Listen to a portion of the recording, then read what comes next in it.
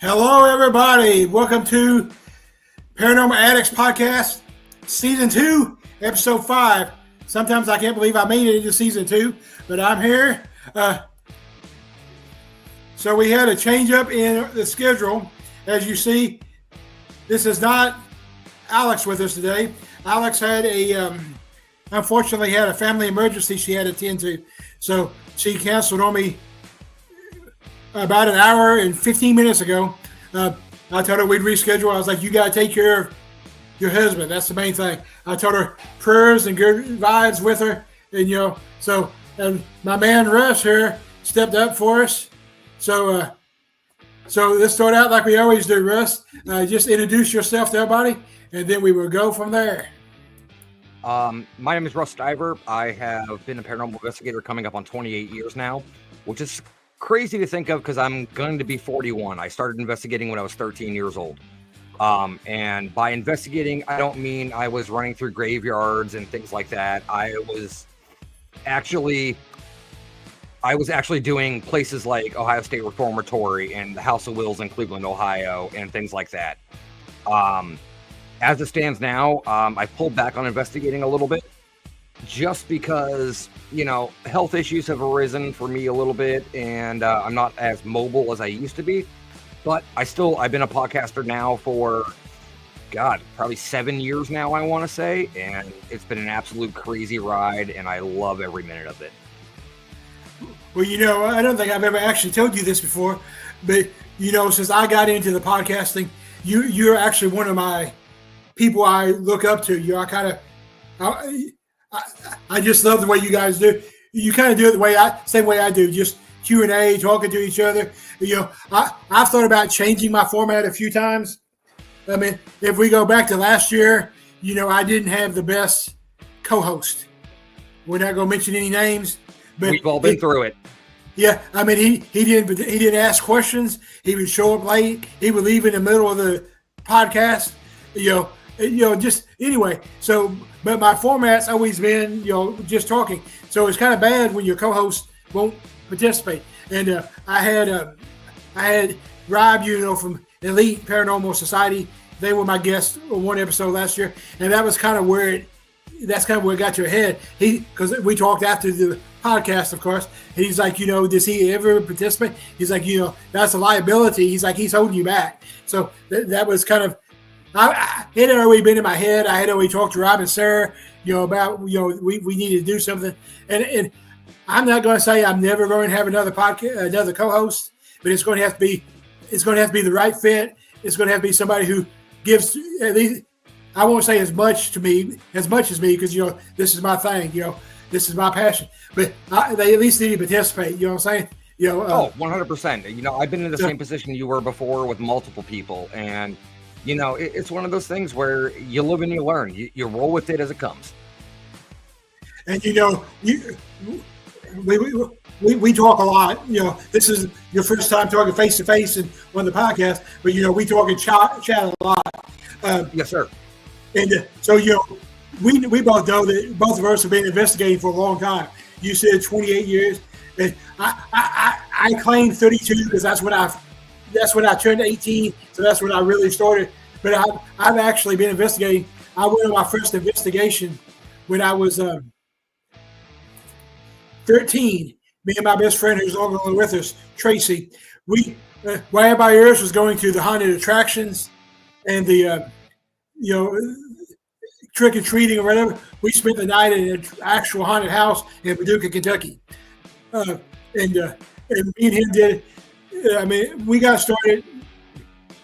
We went full in, and as you know, for being in Ohio, being down here in Western Kentucky, I'm not only in the Bible Belt, I'm in the heart of the Bible Belt. Yes, you are. We have a church in every block. I mean, really, we do. And so I got a lot of pushback growing up. A lot of, you must worship the blah blah blah. So, like I said, when me and Tracy got started, we went all in. So we started checking out all the books. We checked out the books for the Warrens. Anything we could find in the library. We actually got called down to the principal's office.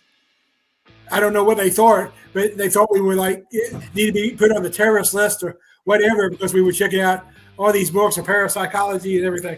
So yeah, but yeah, unfortunately, me and Tracy continued doing that all the way through high school. He actually passed away the year after we graduated in a car wreck. He was a welder. That was his day job. So Yeah. it was actually a night job. He worked third shift at TVA, and he was driving home and fell asleep.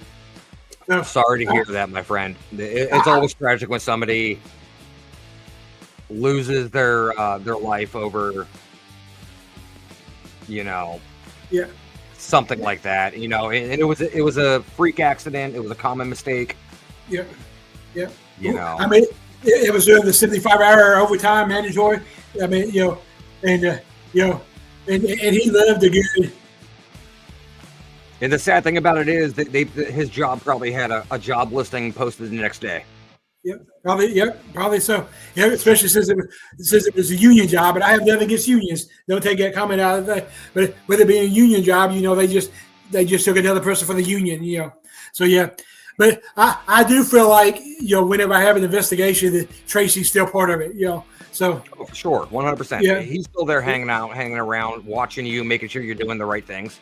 Yeah, it's kind of odd because me and Tracy had two loves growing up: the paranormal and fishing. And like I'll be investigating a random place, and a fishing pole will be there, or a piece of fishing lure. Like that happened to me at the Monroe House. They're in Indiana. There's no reason for anything. And we investigated the first room off the kitchen, and we found a fishing pole. So it's just so it's to me that was him telling me he was still there. That's all that was. Well, you know what? It's always nice to find something in a location that reminds you of something or someone or something like that. It's happened to me multiple times.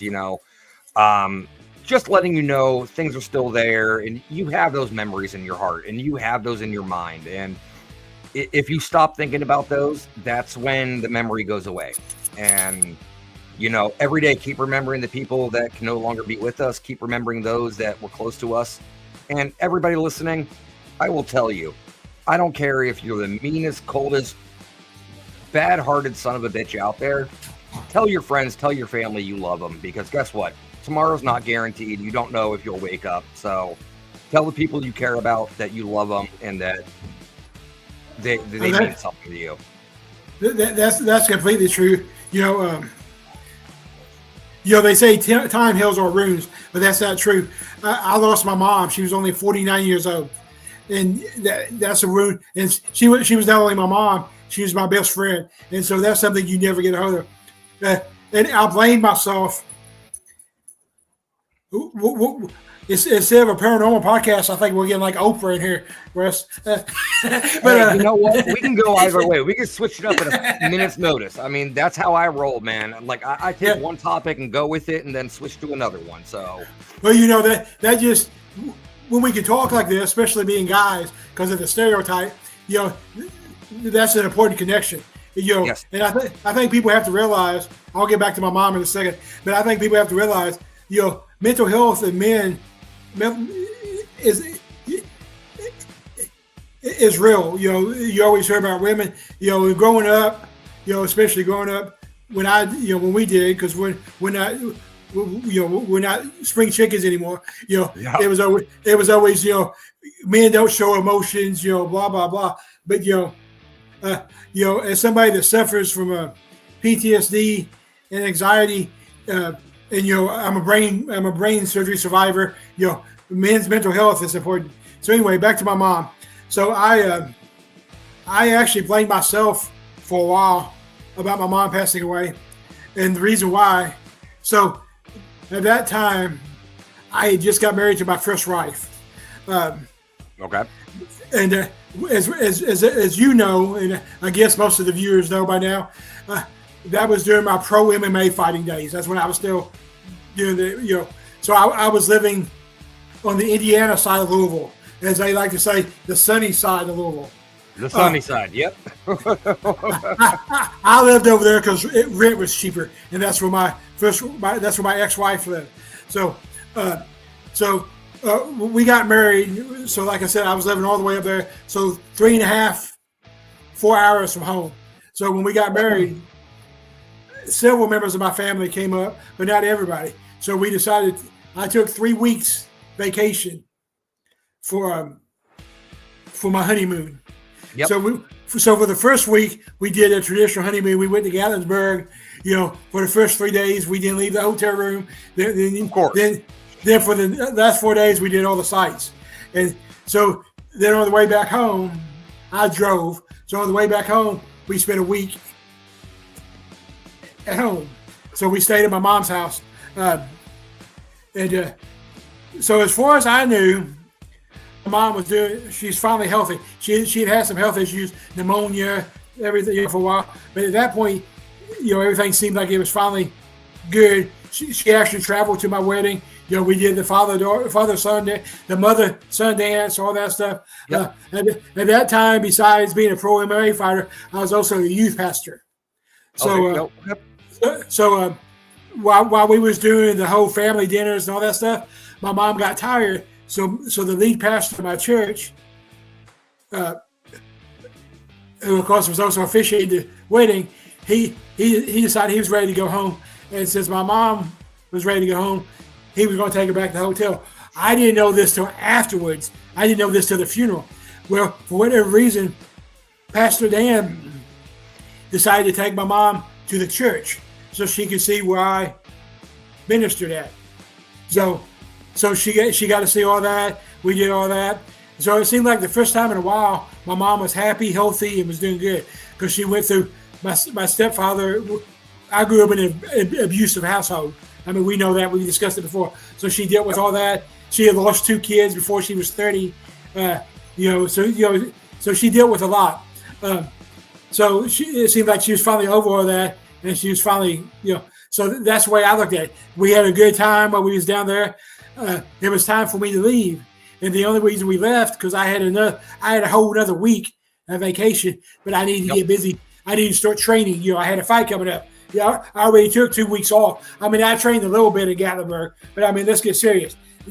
Training at a gym is a lot different than training with your trainer. With your trainer, yeah. So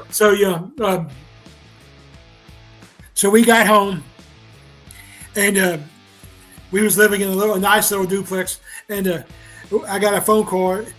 It was like at 6:30 in the morning, so like 7 o'clock, back home, and 5 o'clock back home, 6 o'clock by time. So, and my brother was like, he was like, Mom passed away. And I was like, that's bullshit. I was like, that's not even funny. I'm like, there's nothing funny about that. But my brother decided he wanted to be the one. I have 2 brothers. One's my twin. I'm 2 minutes older, so I'm the older brother. And there you go. He's the one who wanted to tell me. So I was like, bullshit. So my grandmother was on the phone too, and Granny was like, no, he's being real. So even though I technically had another week of vacation, I had agreed to go into work the next day because my owner, bless her soul, decided for whatever reason one day a week she thinks she blessed us with her presence. Yeah. So it was her. But that day she decided she needed to do something else. So she called me. She's like, I know you're still on vacation. Can you come in? So I had to call my owner and be like, I know. I told you I'd come in. And I was like, I gotta go back home. My mom just passed away. So like I said, it's a 4-hour drive home. My brothers decided I need to be the one to call people. I'm like, don't you think I need to be driving home? Right. Yeah. So there's more responsibilities than that. Like yeah. So I get there, and then everything comes to means, and she passed away from. They didn't even say a heart attack. They said her heart stopped working. Well, looking back now at all the stuff that she was dealing with prior to the pneumonia and everything, she probably had congestive heart failure. And weak in her heart and everything like that. Yeah. And I'm thinking she knew she was sick, but she didn't want any of us to know. Matter of fact, I still have the last letter she ever wrote me. Back when people wrote letters, Oh God, yeah! I love writing letters. Yeah, and she talked about how I was her sunshine. That was always her nickname for me. Because believe it or not, I used to have blonde hair, and I used to have wavy blonde hair. I used to look like Zach Morris off of Saved by the Bell. Believe it or not. And I can't see that. I can't see that. I'll send you a picture later. I'll send you my senior picture.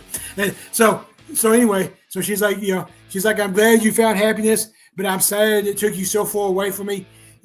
All this. And like I said, she was not only my mom, she was my best friend. Like she dropped out of high school her senior year. So but then like my sophomore year of high school, she decided to get her GED. That's when she finally got the courage to leave my stepdad the first time. It didn't last, it often don't. But she got the courage to leave him. She went back, got her GED. She went back to college. She became a respiratory therapist. I helped her study. More than I studied my own class. I went from an A/B student to a C student because I was helping her. Helping her, because that's my mom. So this is how serious I got, Russ. So I was a jock. Imagine that. So my freshman year of basketball, her graduation from college was on the same day as final cuts for the team, and the coach told me if I went to my mom's graduation, I was going to be cut from the team, even though I was the leading scorer during the tryouts. So yeah. I told him, I was like, I guess you're going to have to cut me because I was like, I'm not missing my mom's graduation. That's a once in a lifetime thing. Of course it is. Of course it is. But anyway, so anyway, back to why I blame my mom. I blame myself. So my mom actually called. I didn't know this till later, obviously, but she actually called the ambulance twice the night that she passed away. She called him the first time with chest pains, but she managed to convince the ambulance drivers not to take her to the hospital, which, as you know, they're legally obligated to take. If it's chest pains, they have to take you. But somehow, if the patient denies transport, they can't legally take you because that's technically kidnapping. I mean, that's true. That's true. But anyway, so she talked about taking her the first time, which like I said, everybody knew my mom anyway because in small town, my grandmother was mayor, and my grandfather was the retired chief of police. So my family's name was big in the county. Everybody knew everybody. And of course. So they convinced her so she convinced them not to take it the first time. But she ended up calling them again, and that time they took her. Where apparently she passed away at like 2:00 in the morning, and my brothers waited 6 hours to call me. And their reasoning was that I couldn't do anything. I was like, but I could have been on my way back home. I was like, I could have been halfway home. I could have been home home twice by the time you called me.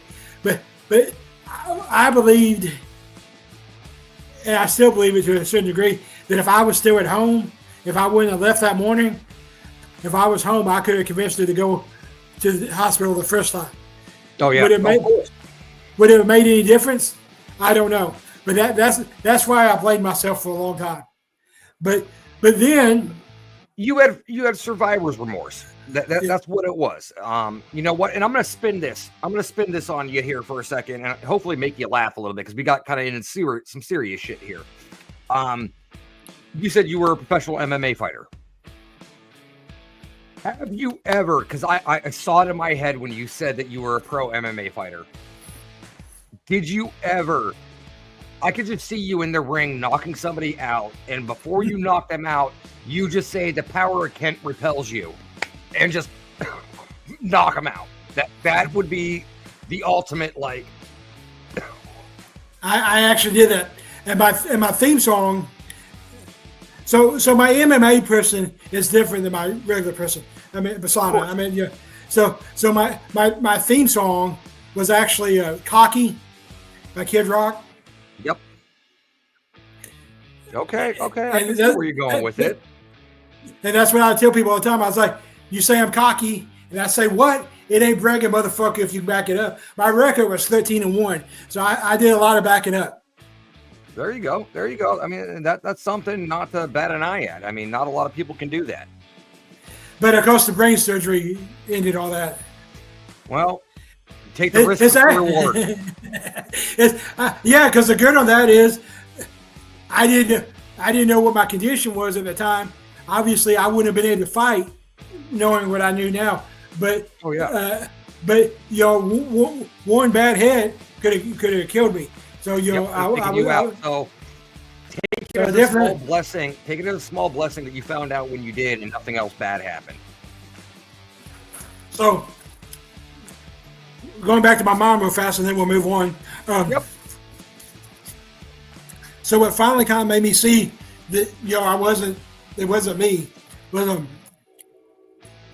so like we did discuss at that time, I was in the ministry, and so I decided that my mom would want me to give her eulogy. Yep. So I decided I was going to give my mom's eulogy. Everybody thought I was crazy. My granddad actually told me that was the most proud he had ever been in my life when I did it. Well, so everybody that knows me, including you, Russ, I'm not anybody that's usually short of talking. I'll talk to anybody about anything and usually have plenty of stuff to say about it. But for whatever reason, for the whole week, we waited a week to do my mom's funeral to make sure everybody could travel in, and stuff. And so for that whole week, I could not think of a thing to say. We was actually staying in my mom's house. My two brothers lived there with her. Me and Kristen were actually sleeping in my mom's bed. So, I couldn't think of anything to say. Well, the night before the funeral, at 2:03 a.m., I woke up from a sound sleep with word for word what I was supposed to say for the funeral, and I knew that was from God. And the words that He gave me was exactly what I needed. What he told me and what I said at the funeral is, it was just time for Mom to go. She was finally happy. She's finally healthy, and she had fought over battles. She had won them. So it was time for her to be with the two kids that she already lost. So that's what I shared, and that was what I needed at that time. And I believe it to this day. That was your release. That's what you needed to get off your chest and kind of put out there that, like, yes, this is a tragic incident that happened, but this is also what has caused me to realize things. So, exactly. All right. So, icebreaker questions. We're going to shift a big way this way, but that's okay. So, the first icebreaker question is a two-part question. Okay. What is the favorite location that you've investigated, and what would your bucket list location be? All right. So, the favorite location, that's hard to say. Because there's so many. I've traveled the country. I've been some of the most haunted locations in America. And, thankfully enough, I've been able to experience that in my lifetime. I've experienced, Alcatraz. I've experienced, so many places out west and everything, and so many places in the east as well. If I had to, I can't really name just one, but I would have to say the top three I have ever investigated would be the Harstuff Hall up here in Rockland, Massachusetts. That's actually run by a group, and I'm not saying this because I'm biased. It's run by a group that I'm part of, Warner Paranormal Preservation Society. That location never disappoints you. The second location I would say would have to be Rolling Hills Asylum in East Bethany, New York. That place is absolutely, hands down, one of the most active locations I have ever seen out there. It's been a decade since I've been there, but it's good. Sharon has done an amazing job with what she's doing and keeping that place running, and I give her all the credit. That place, and the third place I gotta say is shout out to my West Coast friends out there, the Washoe Club in Virginia City, Nevada. And everybody out here knows what the Washoe Club is. It's been featured on Ghost Adventures, Ghost Hunters, Project Fear. It's been featured on all the big shows. I've had the opportunity to actually investigate that location twice, and it blew my mind. It honestly blew my mind. So I'm planning a return trip back out to the West Coast to go out to investigate that location again, but it'll get there eventually. And I guess my bucket list location, this is going to sound very morbid and maybe a little off kilter. Chernobyl. I get it. So I think as far as the moment, it's been long enough. I think it'd be a good investigation. I think when it's something like that, you need a period of time. Like, we had the big tornado come through here 5 years ago that destroyed the town. So we had a candle factory. It's MCP is the actual name of it, but everybody calls it the candle factory. Where it destroyed it and killed a bunch of people, including a deputy jailer. And I want to investigate there, but I want to give it time. You know what I'm saying? Of course. And I think with somewhere like Chernobyl, I think with that quick of an accident and that quick of what happened, trapped all that energy in that moment in time. Especially the houses outside, where the families live. I mean, the workers too, but the workers are, they're trained for worst case scenario. You can't really train for it, but you know what I'm saying? But, the families, they're completely innocent in all this. So all that mass killing, Yeah, and it wasn't even that it was, what amazes me, because, I kind of asked a similar question on my show, and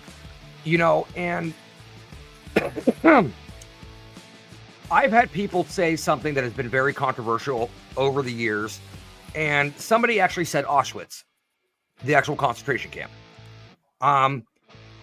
I think for myself as an investigator and somebody that is very big and very enjoyable on history, I wouldn't go in there as a disrespectful investigator, which you should never do. Anybody listening, you should never do at any location to begin with.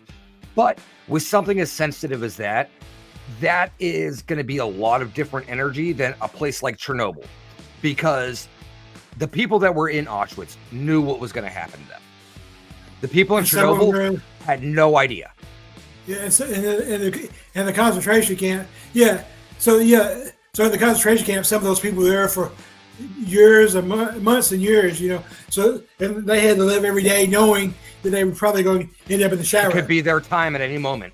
Yeah, and then so that's a whole different aspect. Like any nuclear accident, especially Chernobyl. Like you said, it happened so quick. So you're going to have you're going to have like a lot of residual. The people just doing what they would do. But then you're also going to have a lot of intelligent hunting. You have to think. You just have to think.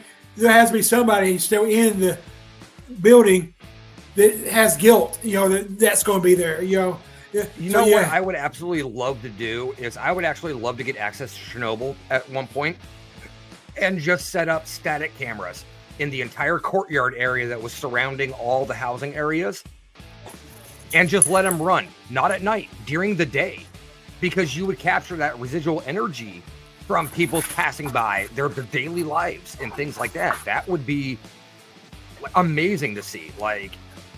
Because Chernobyl, I think would be an awesome daytime investigation. Because like we just said, it was such a surprise and it happened so fast, and that was during the day. So that's where they would still be. I think it's important to understand, and I know you know it, and most of the people watching know this, but we usually investigate at night, but ghosts are active during the day just as much. The theory behind investigating at night is you have less interference with electrical fields and all that stuff. So that's the theory behind being at night. It's not really because it's scary or whatever. It's because of interference. To that fact, some of my best investigations have actually been during the daytime, because some of those investigations have been old hospitals, old nursing homes, things like that. Things that are very active during the day versus things at night. I agree. I mean, I've had some really good ones. I've even had some of the residential investigations I've done are good during the day. So, yeah. Because it's like a record player. It's just playing it over and over again. That's exactly what residual energy is. It's just a record player playing over and over again. Exactly. So, I mean, Hillview Manor in Newcastle, Pennsylvania. It's an old nursing home. It's an old poorhouse. I tell you what, some of the best activity I've ever gotten has been right there. Yeah, I got crazy. So the best EMF reading I've ever got, and the best thermal imaging I ever got was both at an abandoned hospital in Carroll, Illinois. I actually got 110 on the EMF reading, and I use a millimeter. So a millimeter. Yep. So yeah, and what was interesting is, so this hospital's been abandoned since 1988. Oh wow. Okay. So it's completely gutted, no wires, no anything, and so we were there one day. We go there quite a bit. We use it as a training location because with a team as big as mine, you have to have a place to train them. So my uncle was a mayor of the town, so I got a little bit of connections, to get in locations. You pulled the I know somebody card. Come on. Hey, I mean, you know what? We've all done it, though. We've all done it. You get into some of these locations, you got to. I'm still working on one location over there. We'll talk about that in a minute. Let me finish my story about this. So we were on the first floor, like the emergency room floor, and the millimeter starts going off. I mean, it's like a 78. So we're like, and like I said, no wires or anything. So I'm like, this is something. So we keep walking, and it's like it's following us because it keeps going 78, 86, 78. So you had those fluctuations up and down. Yeah. But huge numbers. So finally we get down to the basement, which is where the morgue was, all that stuff. And at this time it's flooded. For whatever reason, the basement of the hospital floods a lot because it doesn't help that Cairo is where the Mississippi and Ohio River meet. So, So at this time it's flooded. Matter of fact, to get in the basement, we have to step on old tires that somebody's abandoned in the basement to maneuver. So I asked it the stepping question. stones to get to the like Mario, and so Mm-hmm. I'm like, so I ask it. I'm like, are you trying to trap us in the basement? And I get yes. So I was like, nah. So then not that time, but another time we was in there, we were actually investigating with a different. We actually were collaborating with another team there. I don't know if you know JB Coates for Tennessee, but that's who we was with. Him. Yep. So that's who he's with, and their thing is they like to go live wherever they're at. They like to do live. So I wasn't exactly enjoying this investigation because I was having to play tour guide. I'm an investigator. I want to investigate. But anyway, so they go live. They're doing the live thing, and the section that they were going live at used to be the psychiatric ward. So what happened in the psychiatric ward, and this is verified, like we know, we always discussed it. My granddad was chief of police at the next town over. He's the one that had to investigate this. What happened was there was a black guy, African American. I guess I need to be politically correct, but there was black is better than what they called him during this time because if you know anything about Cairo was actually destroyed by the racial riots. Cairo was actually supposed to be bigger than Paducah or Kate, but they had the racial riots in the '60s and led by Jesse Jackson, and they never recovered. It went from being a town of 55,000 people to 5,000 people. So it's a true ghost town. So anyway, back to the story. So what happened, there was a black, African American, whatever you want to use, a colored gentleman that he was found guilty of raping a white girl. Yep. History tells it now. It wasn't really rape; it was a relationship. But in the 50s and 60s in Cairo, white girls didn't have relationships with black guys. So her dad found out. So then it became rape. And so anyway, so what was originally said was he committed suicide there. But what actually happened is some of the police officers took it upon himself and hung him. So my granddad, who was in Wycliffe, which is right across the bridge, was the one that had to investigate it. So anyway, that's just the backstory of what happened.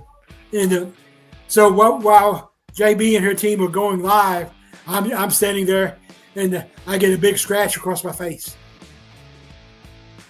I've got them on my back, on my chest, on my side, never across the face though. I'm that guy. I guess it's because of my energy and my ability to see and speak to him. I'm that guy. I'm that guy. If we're in an investigation and somebody's going to get touched, scratched, whatever, it's going to be me. But I make myself a target to protect my team as well. Yeah. So I can feel those energy shifts when while investigating. I can feel those energy shifts where it's like, all right, something just doesn't feel right. So I'm the one to put myself out there so none of my team members get hurt. Yeah, see, me too, because I feel as the lead investigator and the founder of the team, it's my job to protect the rest of the team. So, Exactly. Well, let's flip it around here on you a little bit. Where's your bucket list location to investigate? My bucket list location is Pennhurst. Pennhurst. Okay. I've never been to Pennhurst before. I've heard great things about it. I've seen videos of it. I know people that have gone there. It is on the list for me. I'm eventually going to make it there, but there are so many locations that are popping up these days, which is fantastic for the paranormal community because you have these new locations popping up because, there are times when the field gets oversaturated with your Waverleys, your Mansfields, your Trans-Alleghenies, things like that.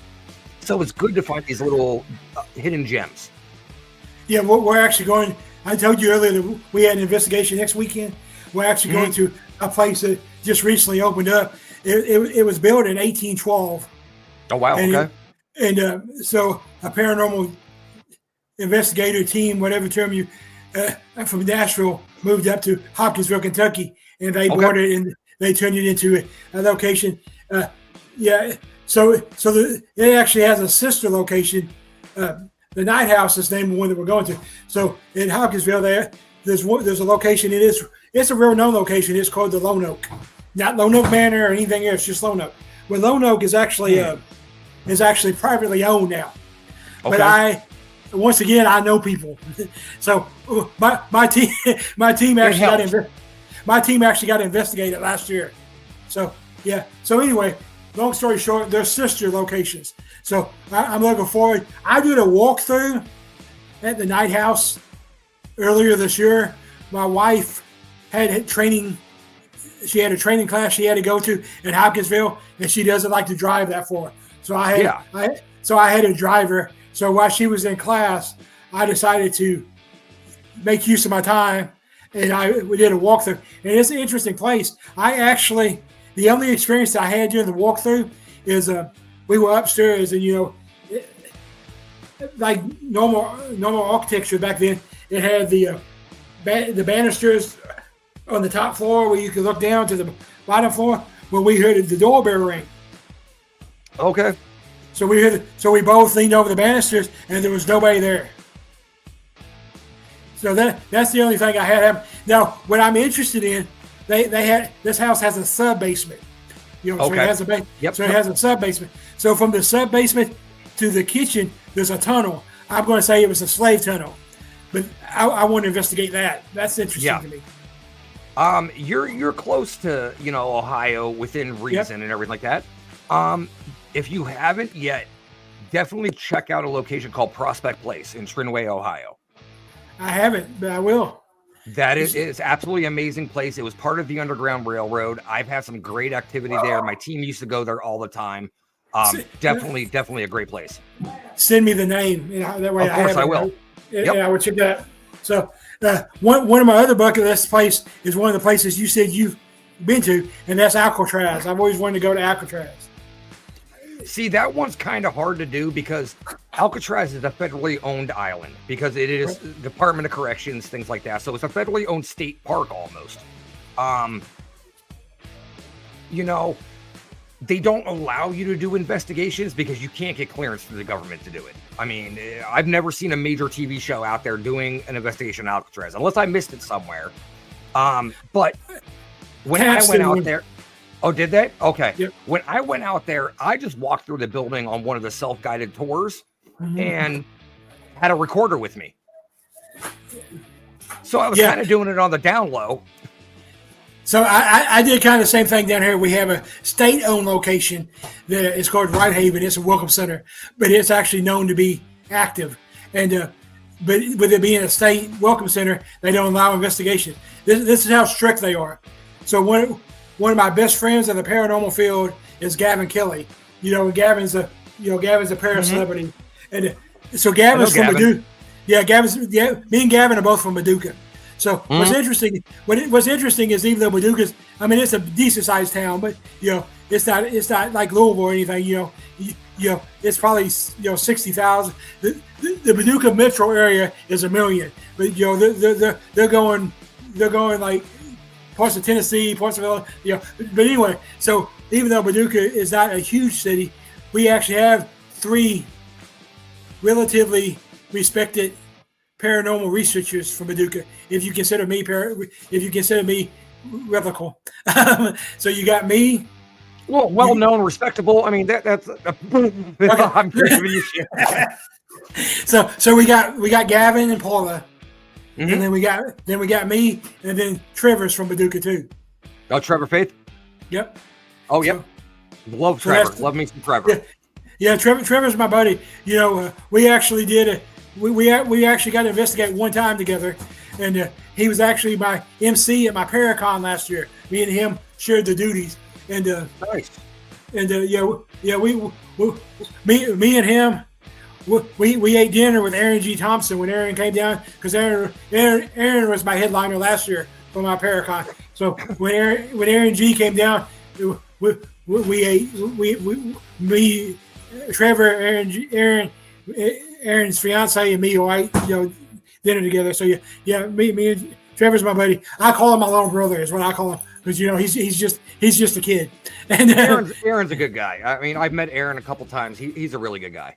Yes, he is. He's taking the social media break until September. He's tired of all the drama, so he's just taking a break. I still talk to him. He's on Patreon, or however you pronounce that one. He's still on there. So I got his phone number, so I still talk to him. He's actually you're going to Rock Island, aren't you? I'm going to try my hardest to get out there. I'm not sure. Nothing's set in stone yet, but I'm going to try. I am sponsoring the event, and I would love to finally meet Candy and like a lot of the people from Get Haunted and everything that are going to the event. Why aren't you sponsoring my event? I'm looking for sponsors. I didn't even know you were doing an event. Okay.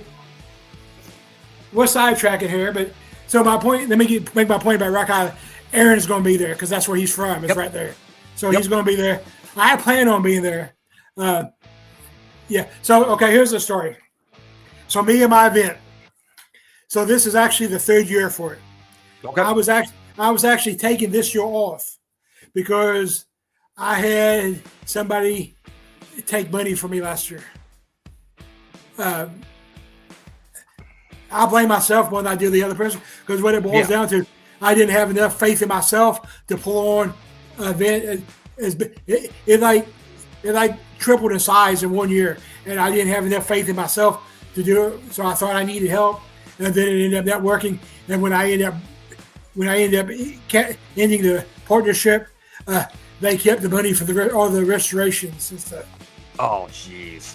So that was one reason, and then the drama that people try to start with my name, I was just not going to do it. I was like, I'm just taking this year off. I'm going to focus on the podcast and my team. So, Larissa Rex and Santiago Carrero reached out to me, and they're like, "You're still doing it, aren't you?" I was like, "I guess I am now." So I changed it. You can't say no to Santi, or he's going to show up at your door going, "Hi, yeah." So I changed the name. It's always been called the Haunted Graves Paracon. But I changed the name for a couple reasons. One reason, which is kind of a silly reason, but people in West Kentucky ain't the brightest. People kept confused. So the reason it was called the Haunted Graves Paracon is because in Graves County, which is where I live now, thanks to my wife, they've adopted Halloween as their thing. So the whole month of October, they have special events every weekend, and they call it Haunted Graves. So I just took that name and put it on the Paracon. Well, apparently, some people were confused that the Paracon and the month-long event were separate things. Oh, geez. I don't know how they confused that, but they did. So that's one reason I changed it. The other reason I changed it was because the whole purpose of the event is to promote community. So the new name of the event is the West Kentucky Paranormal Expo.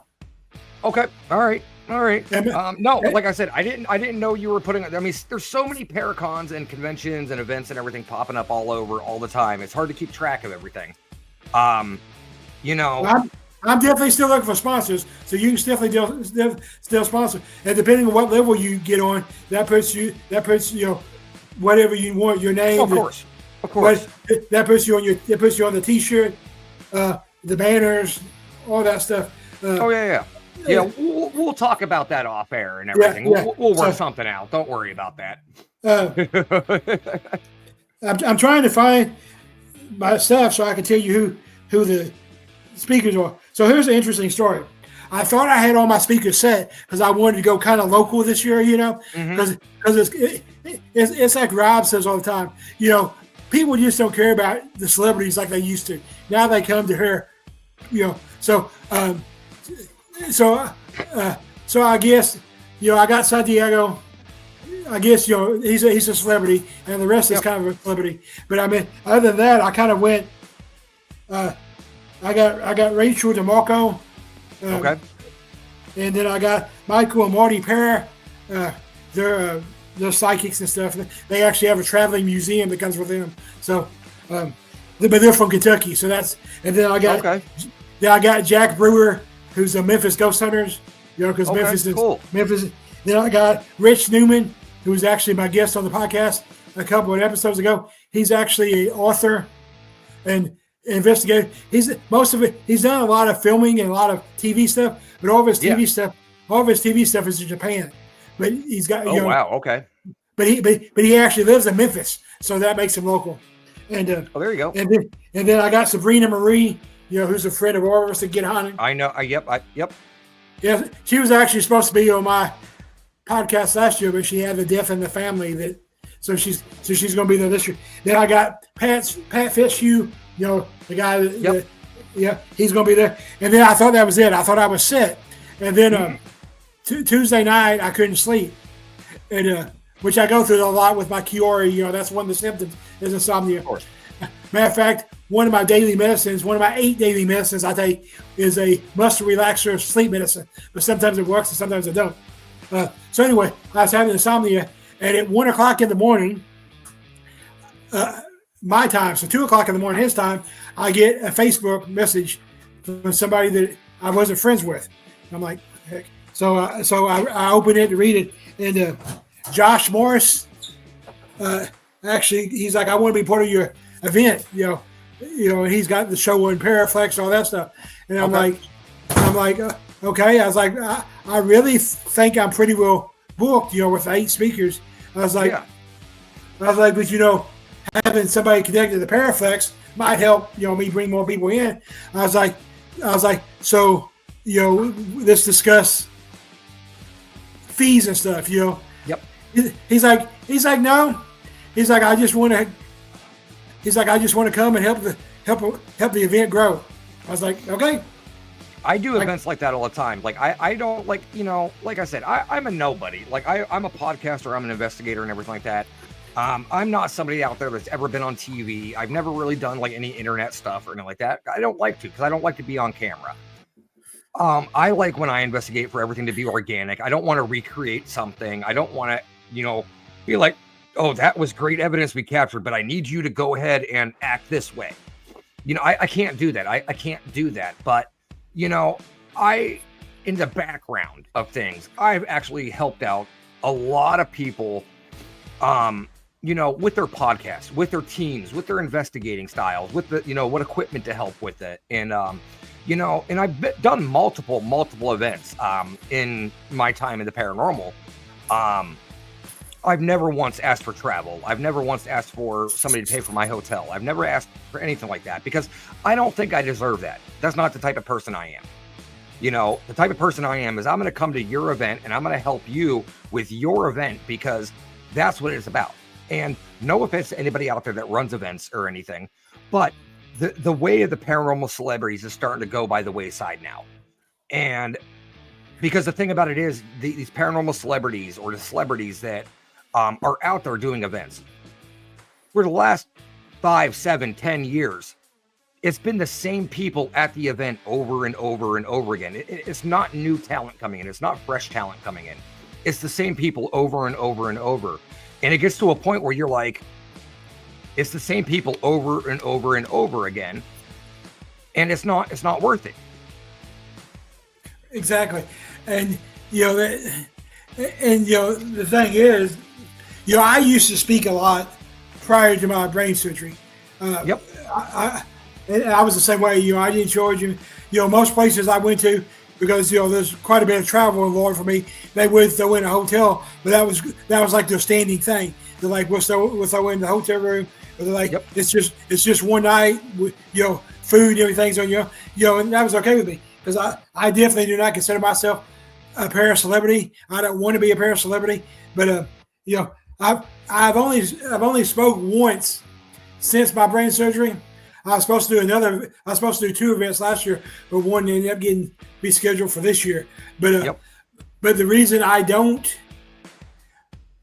that point, I want to again. So if somebody has a event they're looking for somebody, I'm definitely interested. Hit me up. But thanks to my, with a story like yours, you're almost an inspiration to people because of the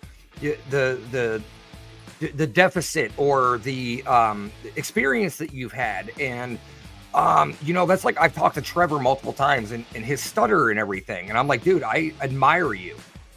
And for what you're doing with the podcast and everything, you're doing great jobs putting yourself out there and making yourself known. And I applaud Trevor. If you're listening, I applaud you, my friend. You have done fantastic work. And that's the same thing for you, getting up in front of a crowd of people and talking to them and sharing your experience, what happened and what you're going through and what it did, what changed in you and everything. Dad's here. But, what changed in you and everything like that, because, brain surgery is a huge thing, so I'm sure something in you changed a little bit, but you can be a bright light to people out there that are like, oh, I have this disability, or I have this disease, or I have this, whatever you want to call it. But you know what? There's people out there that are blind that are investigating the paranormal. There's people out there that are deaf investigating the paranormal. Don't let your shortcomings be who you are. Always push yourself to be better. Always push yourself further. Always push yourself to be a better version of yourself. Exactly. As I say all the time, and it's kind of a term I've coined, which I've heard it from multiple people before, so I can't say I coined it, but I use it quite often, is live unapologetically. Be unapologetically you. If people don't like it, too bad. Who authorized this, Rob? I did. Rob's checking in on us, making sure we're good. Hi, Kristen. Yeah, we got to watch Rob. He tends to rattle me when he jumps on. So that's don't let him rattle you. So he's about as mean as Leo. He's fine. Don't worry. But yeah, I mean, exactly what you said. The reason I stopped speaking and just started again, and like I said, I'm definitely to that point where I want to share my story. Sarah tells me all the time that like same thing you did. That me overcoming my disability is I love you too, Rob. He loves you too, Russ. No, he likes me. He likes me. He doesn't love me. He likes me. He tolerates. We're at that point of tolerating. Yeah, he likes you, but he loves me. So I guess that makes me feel special. So the reason I stopped speaking for a while is after my brain surgery, I had to learn a lot. I had to learn to walk again. There was a process. So I developed a stutter. Of course. And I don't. And other people say they don't hear it, but I do. So it bothered me for a long time. But so like I said, I was supposed to speak at the men's event at Ashmore States. The Jen Jacobs. So it got rescheduled. Well, that was going to be my big event for last year. That was going to be my big comeback or whatever. That was your big homecoming. Yeah, that was my homecoming. There you go. And so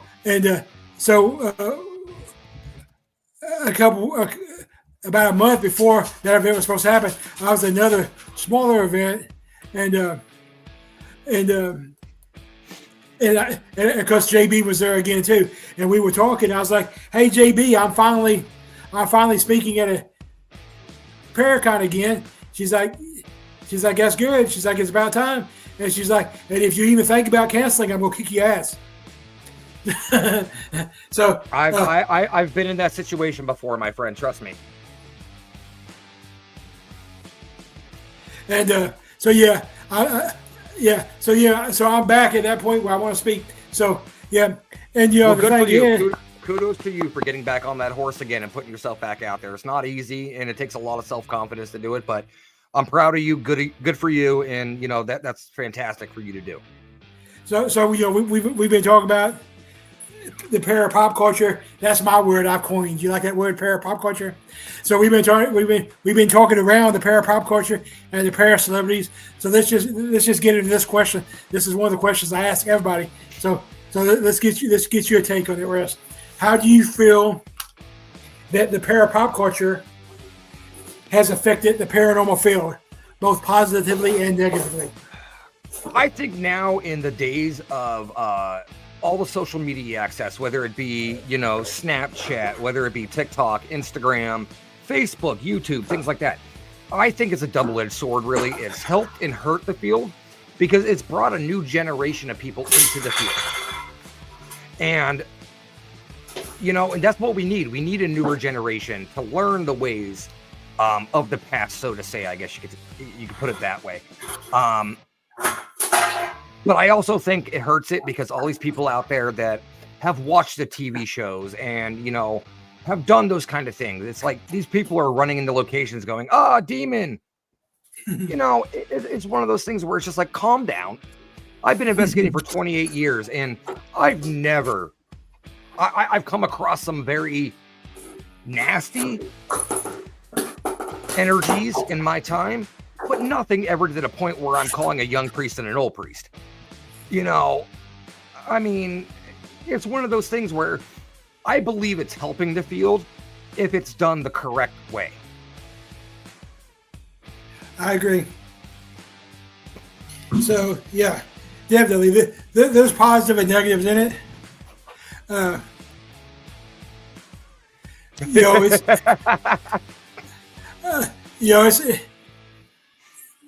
It's like you said, we have the YouTubers and the TikTokers out there that think, everything wants to say everything's a demon because if you say the D word, you automatically get more likes and viewers. So it's clickbait. It's clickbait. That's all it is. So I'm going to say demon. Does that mean I got more viewers? Yeah. I mean, definitely. You're going to see it shoot up.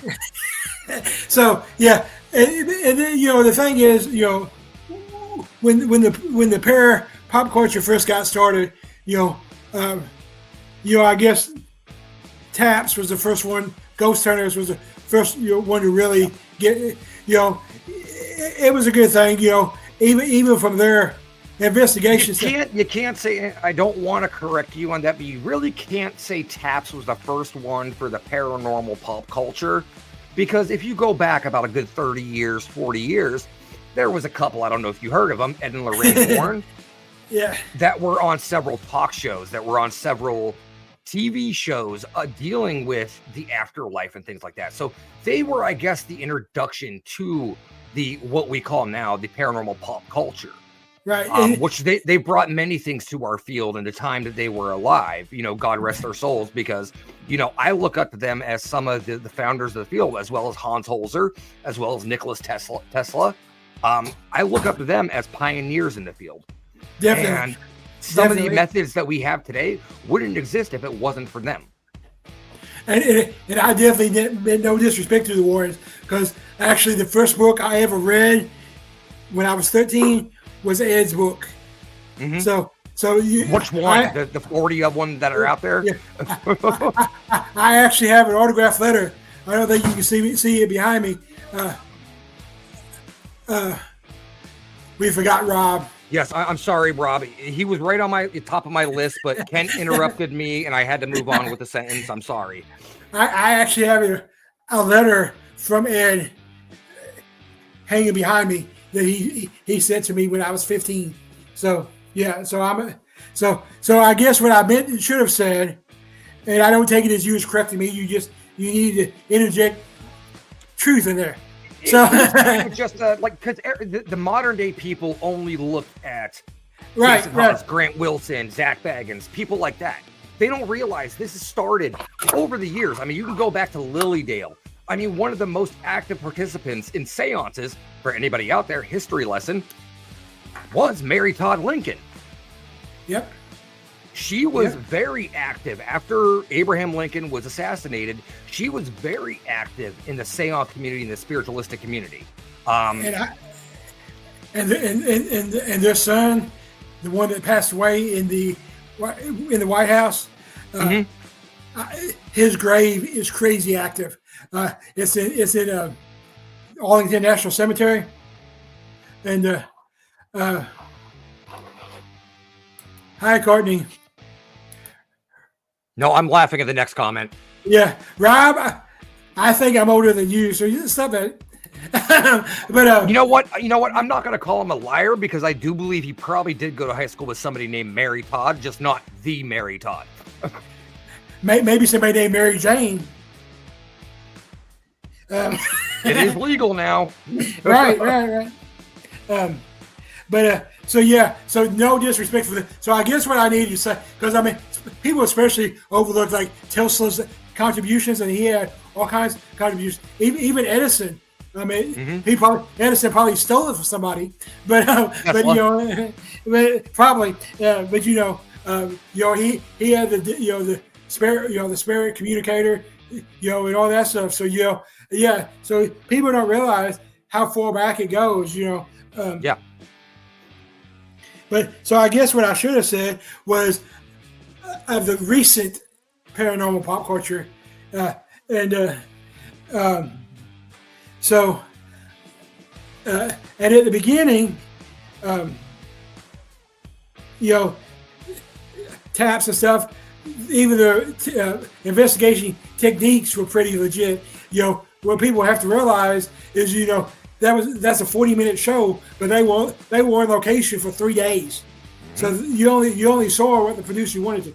So that but the thing that they did do is they opened up the discussion, because like we said before, I'm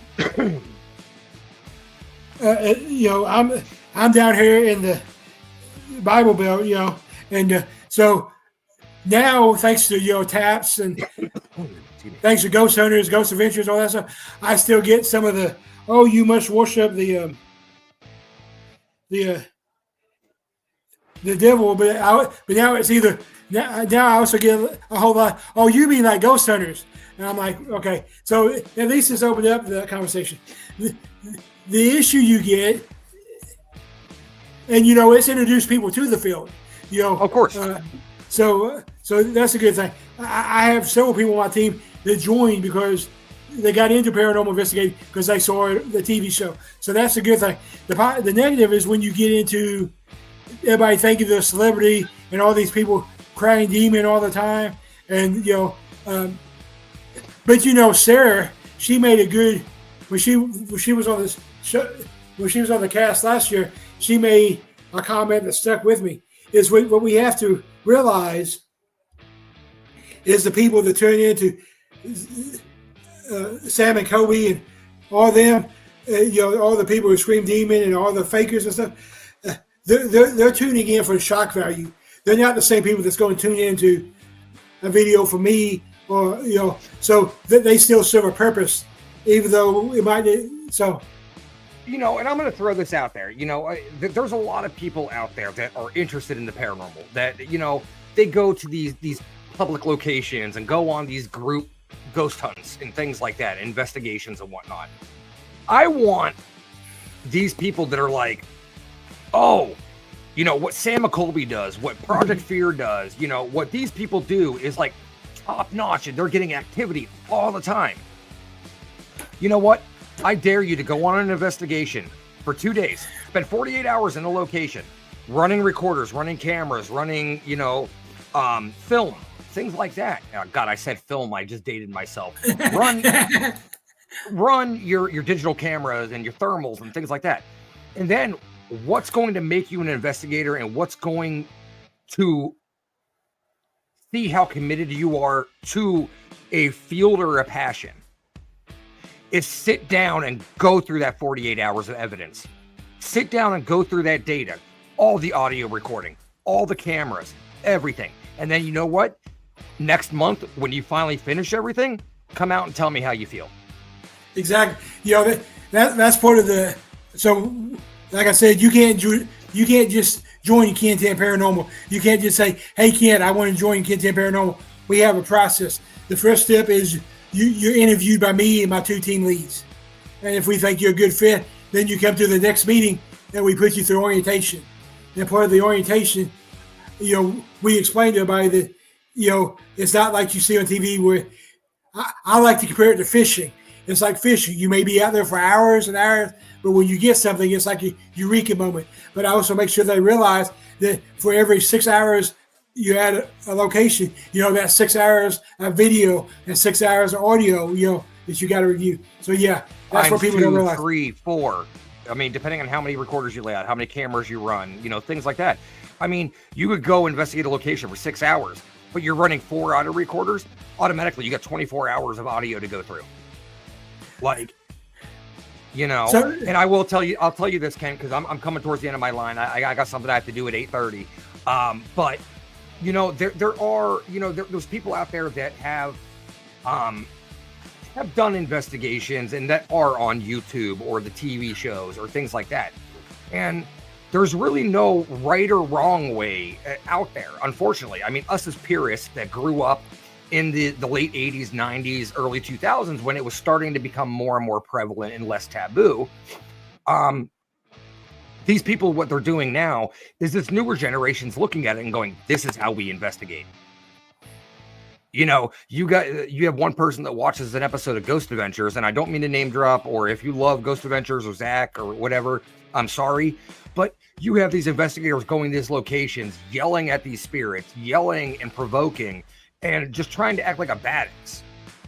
And, you know, it's one of those things where it's just like us as purists, the ones that have been through it before, the ones that started on 35 millimeter film, on the cassette audio recorders, you know, things like that. We're looking at this going, what the hell are you doing? But now it's, I wouldn't say it's trash TV, but it's entertainment. Exactly. You know, that's what it is. It's entertainment. And, you know, the thing is, you know, you said Zach, and, you know, obviously I'm not a fan of that, but, you know, the thing I give Zach credit for is when he's asked, he'll tell you he's an actor. You know, and that's what he 100%. 100%. So let me make this last statement, and then I'll give you my closing question, and then we'll get you off here. So sure. But yeah, so yeah, you know, you were talking about provoking, you know, yeah. So that's definitely not a way to investigate. My team, the way I investigate, the way my team investigate, it's all about respect. Respect the location, respect the living and non-living, and ask them to talk to you. You know, explain to them what the equipment is. You know, just carry on a conversation. You know, if the spirits communicate with you, you know, thank them. You know, because they decide if they communicate with you. You know, if you provoke them and they decide to communicate with them, you're probably not going to like their communication. So, you know, do it respectfully. These people, these spirits were people once too. I mean, how would you like having somebody come into your house and start yelling and throwing stuff around and, you know, saying, come on, asshole, come out if you're such a big badass or what, you know, I never saw the draw on that. To me, Right. It's. Would you say that to somebody you're speaking to? I mean, okay. Would you say that to somebody that you're speaking to face that is alive? Or would you treat that person with the same respect if they were past or alive? It's one of those things that, like, it's the same thing that I hold to my life. Treat people how you want to be treated. Exactly.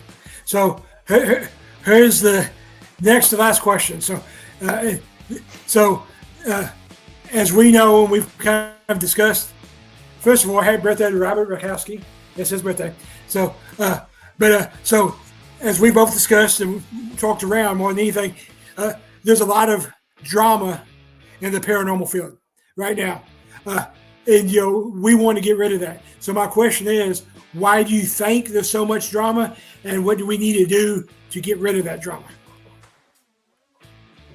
This is a very slippery slope to go on. I've normally tried to keep myself out of the drama because of the simple fact of it is, like I said, I don't have a dog in the fight. I mean, a lot of people that I know that have been affected by the drama that's going on in the field that I care about personally as people, as friends, they've been affected by it. I've had just a minor tip of the iceberg dealt with it. But, it's one of those things, like it's always said, take no shit, but be the peace. It's one of those things that as long as I can look myself in the mirror at the end of the day and smile and go, I did good today. You know what? That's all that matters to me. I don't care what Jim Bob from bumfuck Idaho thinks about me. I've never met him. I probably never meet him. I don't care.